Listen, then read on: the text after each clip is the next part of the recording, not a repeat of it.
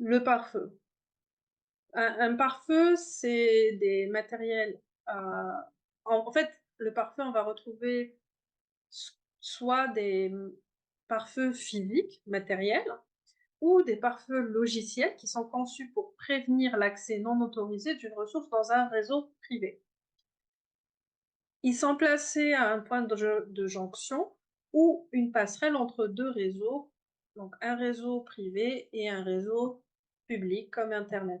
S'il vous plaît, si vous avez ne serait-ce la moindre petite question, vous pouvez prendre la parole ou si, vous savez, comment dire? Hem, وإذا حشمتوا, vous pouvez aussi très bien écrire un message dans le chat. OK? Et ils examinent tous les messages entrant et sortant du réseau privé et bloquent les messages qui n'ont pas les critères de passage. Donc, qu'est-ce qui va faire un pare-feu? Donc, le pare-feu examine tout le trafic routé entre 2 réseaux pour voir si les critères sont réunis. Donc on va aussi il va router les paquets entre les réseaux et il filtre le trafic entrant et sortant et il va gérer les accès publics vers les ressources du réseau privé. Donc, on a par exemple vers les serveurs d'applications. Et il enregistre toutes les tentatives d'entrée au réseau privé, pardon, et il va générer des alarmes lorsque des tentatives d'entrée hostiles vont être effectuées ou non autorisées sont effectuées. Donc, grosso modo, si on regarde, si on met un pare-feu au niveau d'un réseau, il va être à la jonction entre 2 réseaux. Si on parle d'un pare-feu qui est connecté à internet, en fait, il va y avoir un trafic qui est autorisé et qui va pouvoir continuer et on a un trafic qui va être restreint, qui n'est pas spécifié et qui va être jeté à la poubelle, si on veut. Donc en Inde, pour les architectures de pare-feu, on va parler de 3 architectures différentes. On a l'autre bastion, où c'est un système désigné et configuré pour protéger les ressources du réseau d'attaque. Et le trafic entrant ou sortant du réseau passe par le pare-feu et il va avoir 2 interfaces. Une interface publique qui est directement connectée à internet et une interface privée qui est connectée à l'intranet. On a aussi un sous-réseau filtré ou DMZ. Ici, la DMZ va contenir des hôtes qui offrent des services publics et donc qui doivent être accessibles depuis internet. Donc le DMZ doit répondre aux requêtes publiques et d'où la zone privée, ici intranet, ne peut être accédée par les internautes. Donc si on regarde au niveau,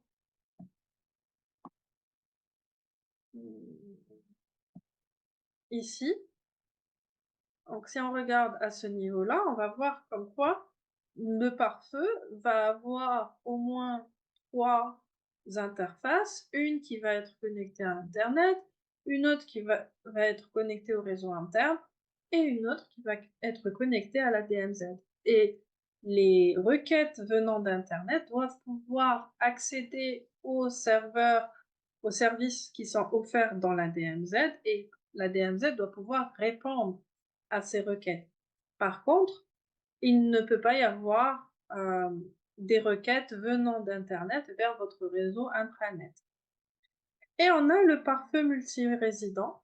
Ici, un pare-feu, ça va être un pare-feu avec 2 interfaces ou plus, est présent et permet une subdivision du réseau basée sur les objectifs de sécurité de l'organisation.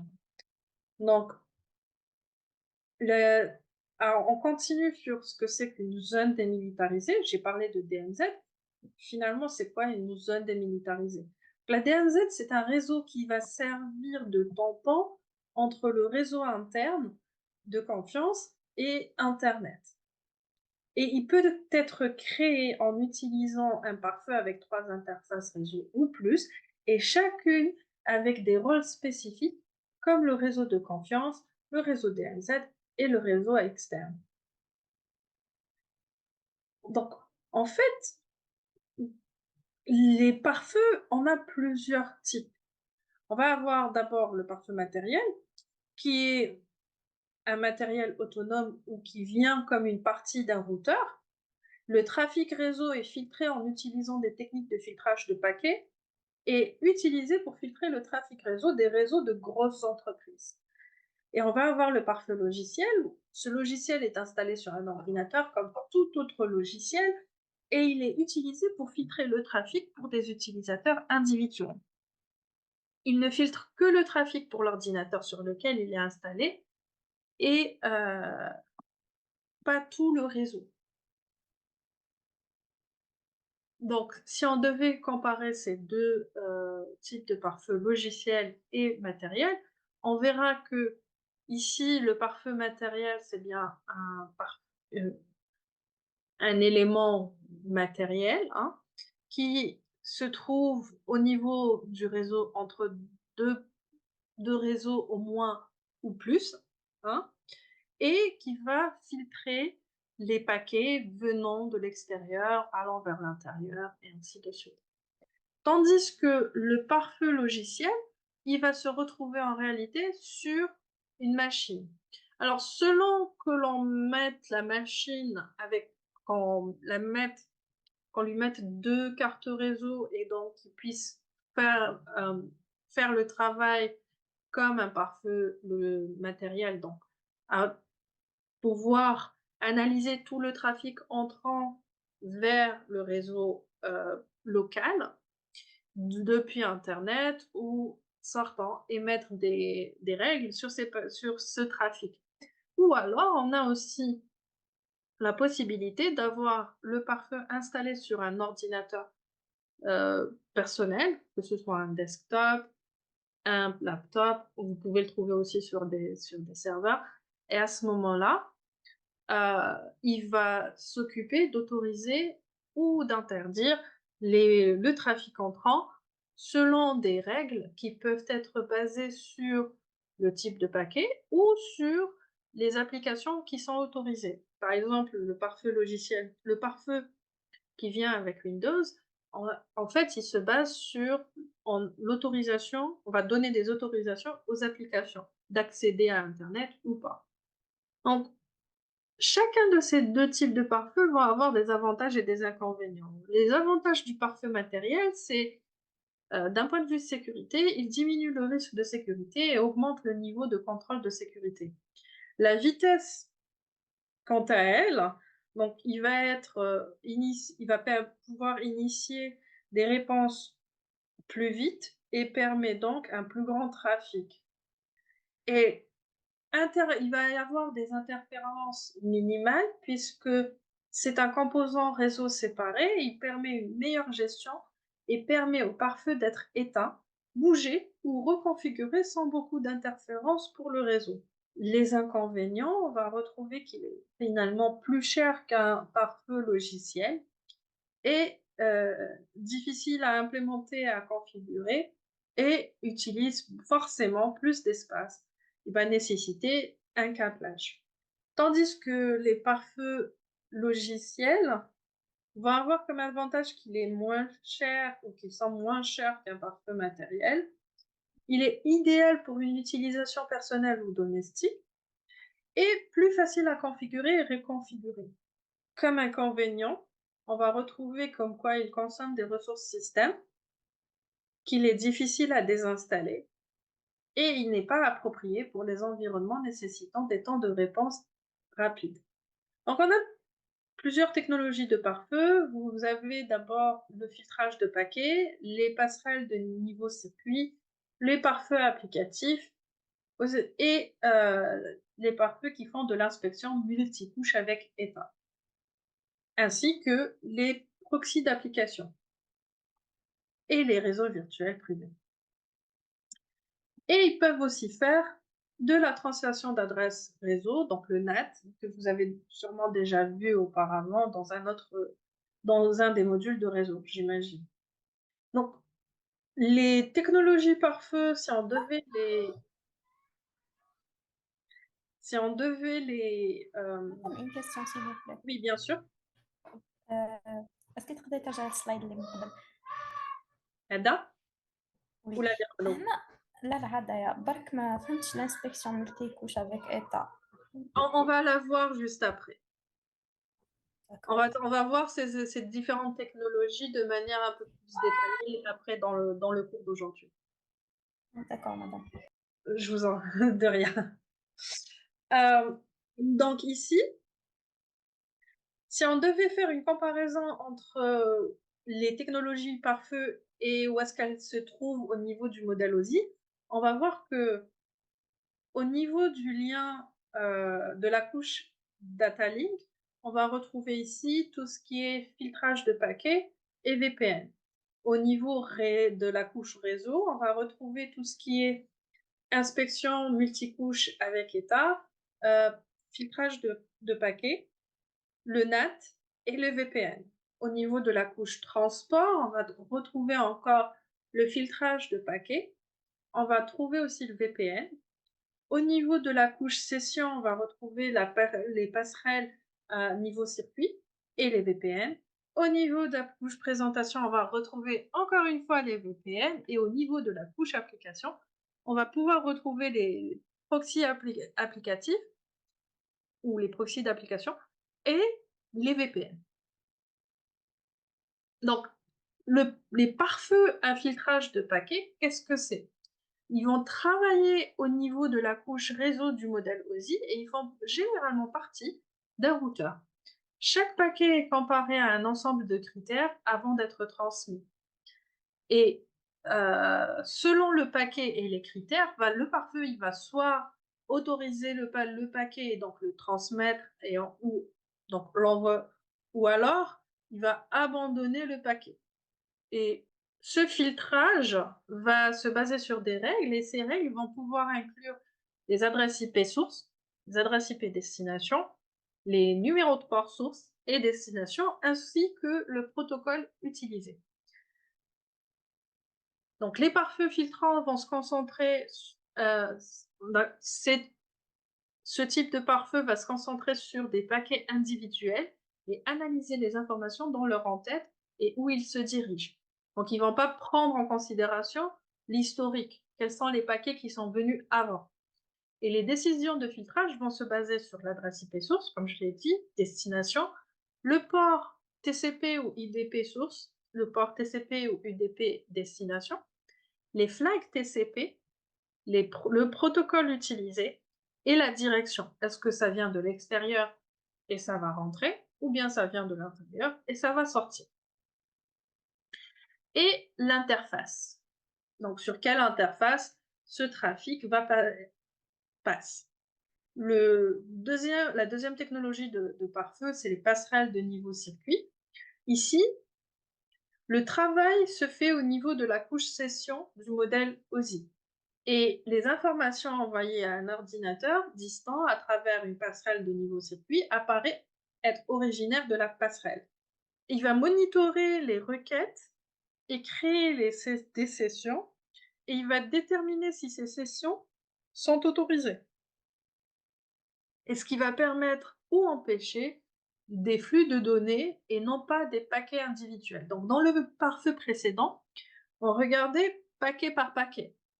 Dans ce pare-feu-là, on va plutôt voir les sessions.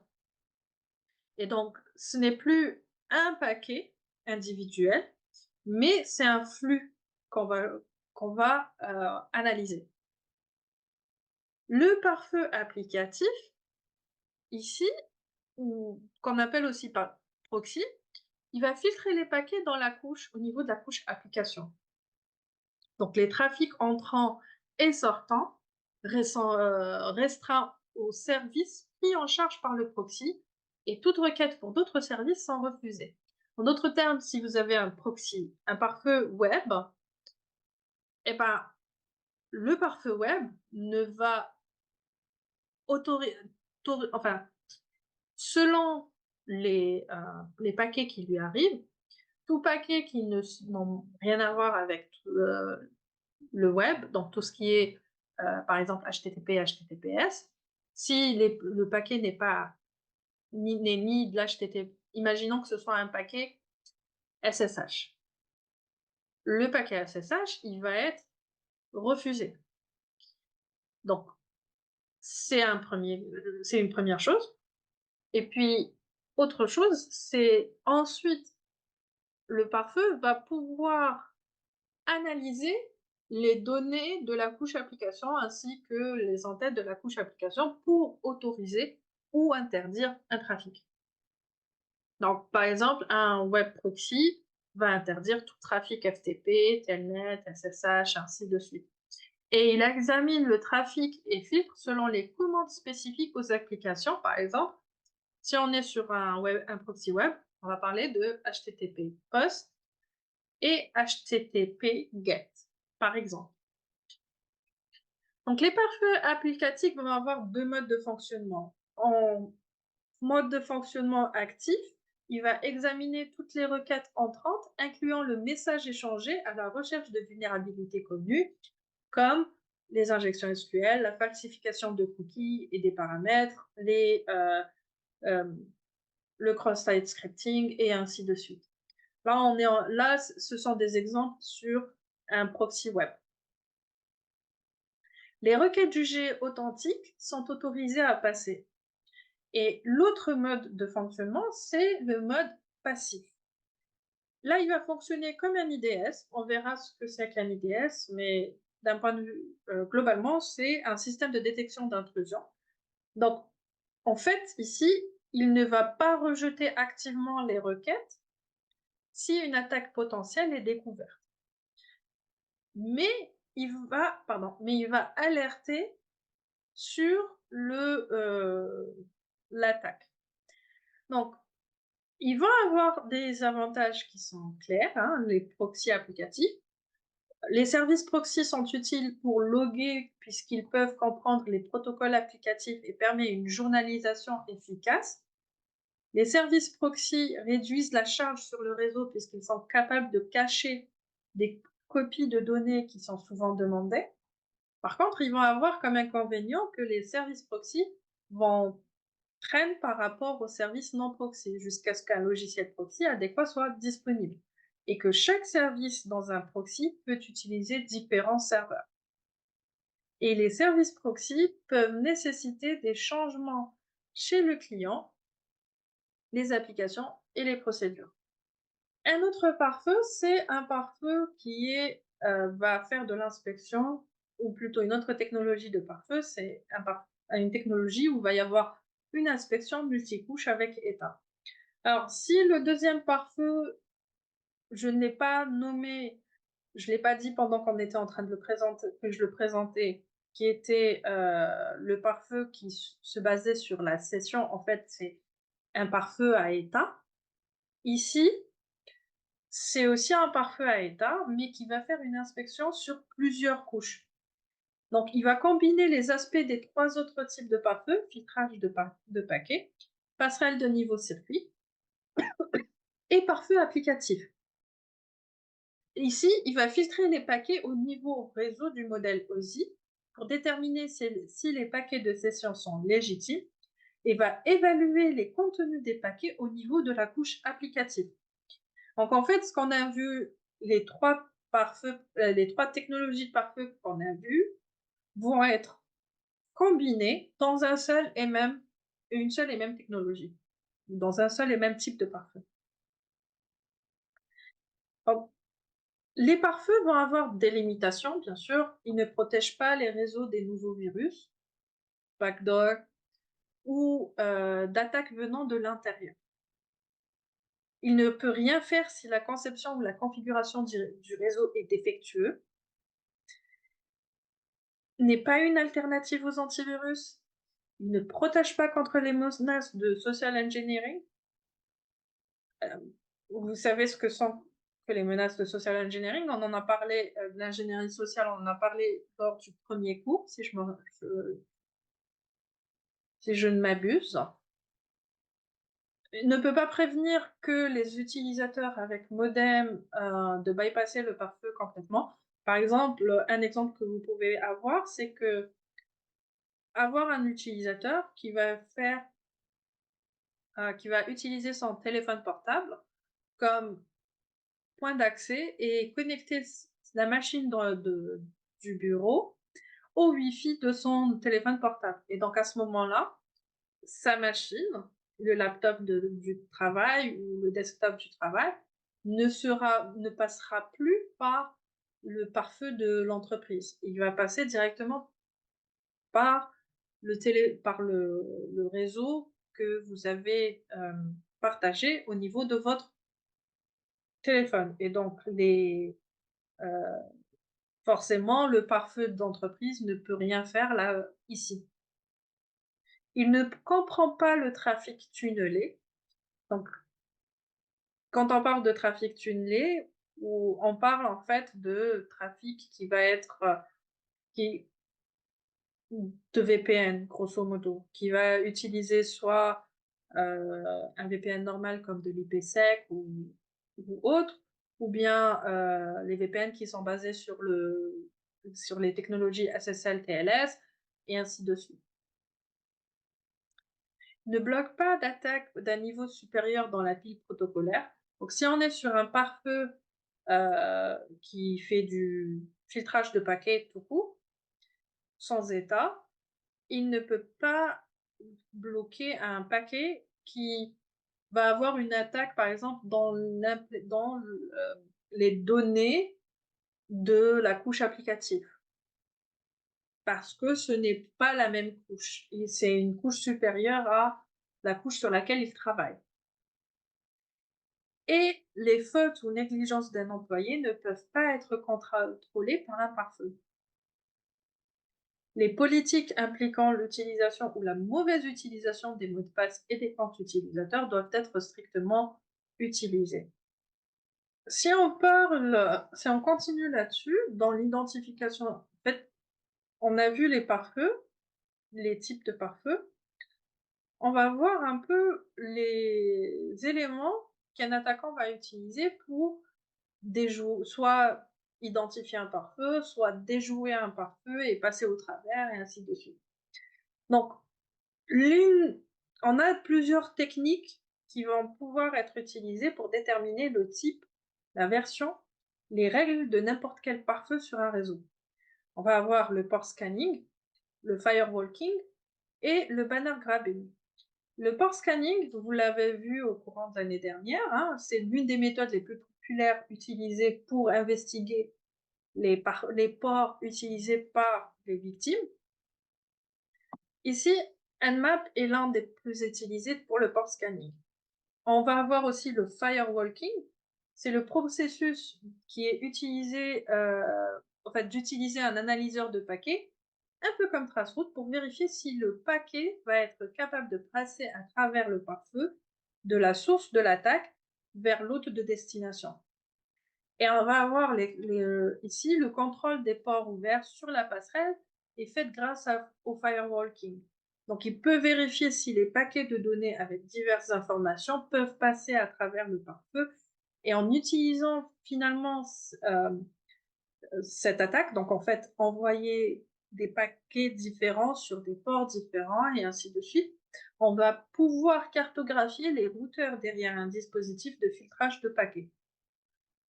Et le banner grabbing, où, c'est une technique qui va permettre de détecter le système d'exploitation ou l'application qui sont exécutées sur le serveur cible.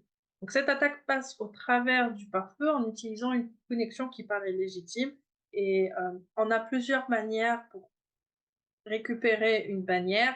On va avoir l'une des manières les plus simples, c'est vous utilisez l'outil Telnet pour vous connecter à un service et généralement, si, la bannière n'a pas été désactivée au niveau du service, ce service va vous renvoyer cette bannière avec des informations plus ou moins pertinentes selon ce qui est dans la bannière. Alors généralement, par défaut, pour rappel, vous allez retrouver le nom du service, la version.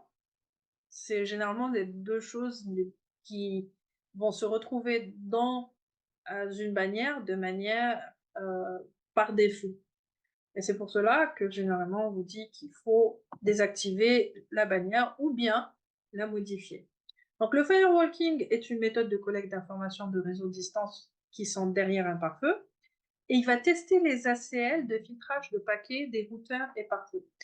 Donc les ACL, ce qu'on veut dire par ACL, c'est liste de contrôle d'accès, Access Control List, et dans ces ACL, on va retrouver des règles. Et ces règles, c'est ce qui vont permettre à un paquet de soit on l'autorise, soit on l'interdit. Et donc dans le firewalking, l'attaquant va essayer de tester les ACL de filtrage des paquets pour voir qu'est-ce qui est autorisé et qu'est-ce qui est interdit. Et le firewalking va avoir besoin de 3 autres différents. L'autre firewalking, c'est le système externe au réseau cible, d'où les paquets de données sont envoyés à l'hôte de destination de manière à obtenir plus d'informations sur les réseaux cibles. L'autre passerelle, c'est le système dans le réseau cible qui est connecté à Internet et par lequel les paquets passent pour entrer dans le réseau cible. Là, on va retrouver par exemple le pare-feu ou bien un routeur filtrant. Et l'hôte de destination, c'est l'hôte de destination, donc c'est le système cible sur le réseau cible à qui on va envoyer les paquets. Donc le banner grabbing, je vous avais dit que les bannières sont des messages envoyés par les services réseau lors de la connexion. Elles annoncent quel service est exécuté sur le système et c'est une méthode simple permettant de détecter le système d'exploitation et les services. Et il aide aussi à détecter les services.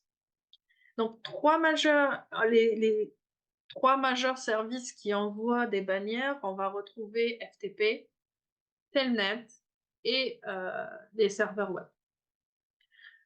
Un exemple de graphe de bannière SMTP, je vous ai dit, je pouvais utiliser l'outil Telnet, la ligne de commande Telnet, avec ici ce serait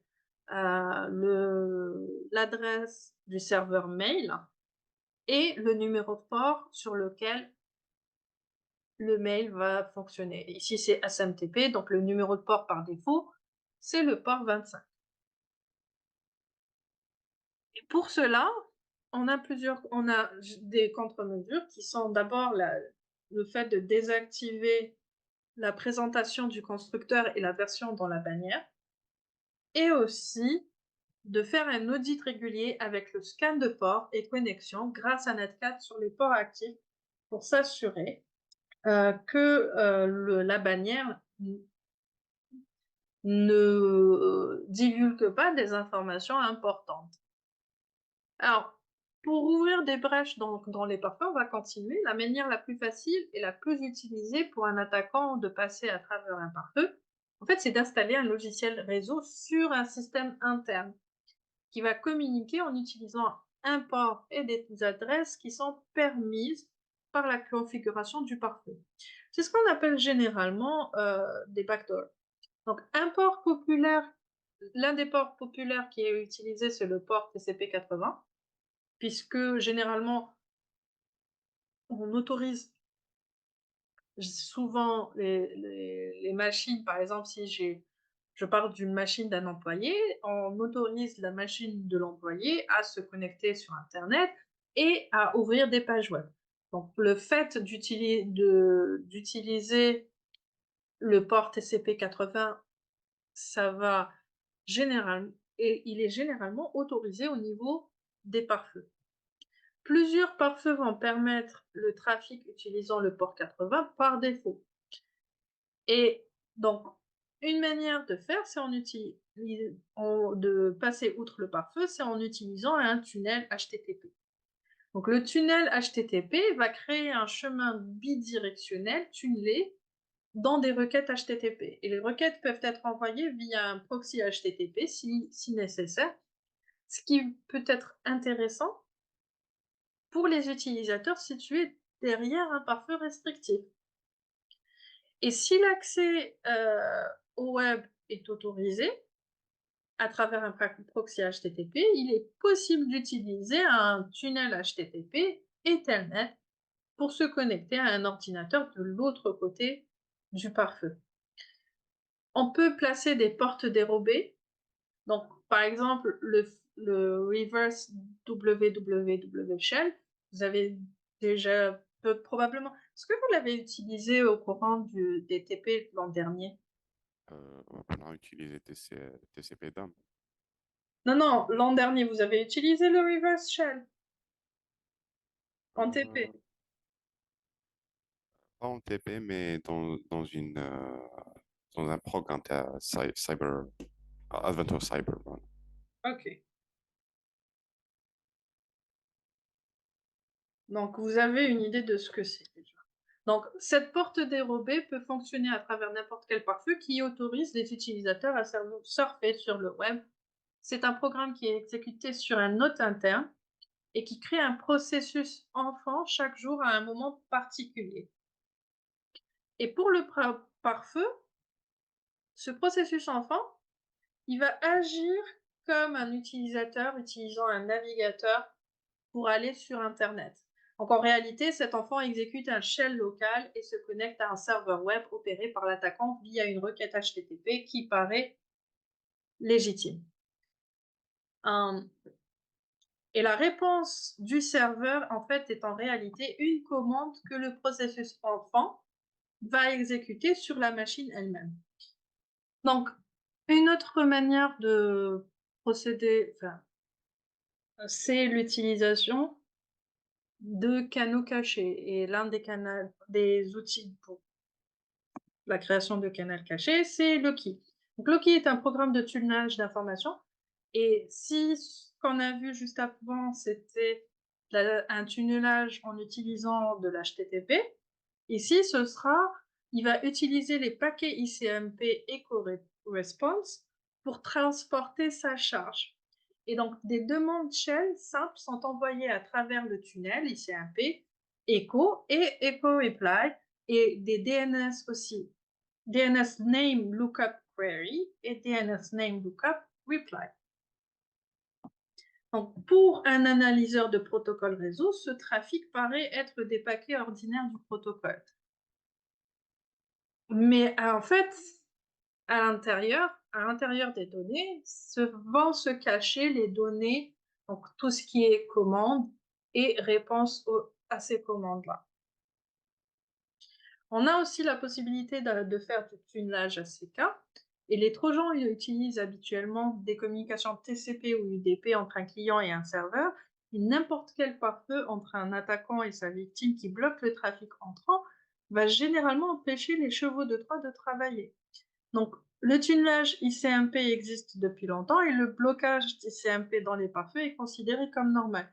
Si vous regardez par défaut le pare-feu Windows, par exemple, de votre machine, va bloquer les paquets ping. Ça veut dire que si quelqu'un essaie de vous pinguer, il envoie un echo request à votre machine ne répondra pas, par exemple. Donc l'ACK tunneling va passer à travers les pare-feux qui n'appliquent pas les règles sur les segments TCP/ACK. Donc on a d'autres outils de brèche, je ne sais pas ce qui manque. Vous avez le 007 Shell qui est un programme de tunneling ICMP qui travaille de la même manière que Loki. On a ICMP Shell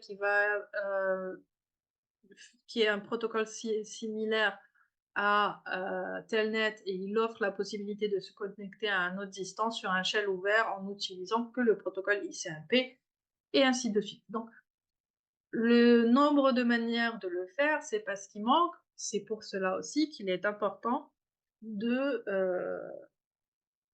faire en sorte que ce dont on n'a pas besoin soit interdit. Et c'est aussi une autre raison, si vous vous rappelez la semaine dernière, quand on a parlé de défense en profondeur, c'est que si on a le pare-feu qui laisse passer, pour une raison ou pour une autre, vous avez d'autres éléments, d'autres couches de défense qui vont être là pour empêcher les attaques. Et on va parler un peu de quelques contre-mesures contre l'évasion des pare-feux. Donc l'une des premières contre-mesures, c'est la configuration du pare-feu doit être faite telle que les adresses IP des intrus soient filtrées. Configurer les règles de pare-feu pour interdire tout trafic sauf celui pour les services nécessaires. Configurer un serveur syslog distant et appliquer les mesures strictes pour le protéger d'utilisateurs malicieux. Surveiller les logs du pare-feu à intervalles réguliers et examiner toutes les entrées suspicieuses trouvées. Désactiver par défaut les connexions FTP depuis ou vers le réseau. Cataloguer et revoir tout le trafic entrant et sortant autorisé par le pare-feu. Faire un audit régulier des règles de pare-feu. Surveiller l'accès des utilisateurs au pare-feu et restreindre la modification de la configuration pare-feu. Notifier l'administrateur de politique de sécurité de tout changement sur le pare-feu et les documenter. Contrôler l'accès physique au pare-feu et faire des sauvegardes régulières des règles de pare-feu et des fichiers de configuration. Sur ce, le cours d'aujourd'hui est terminé.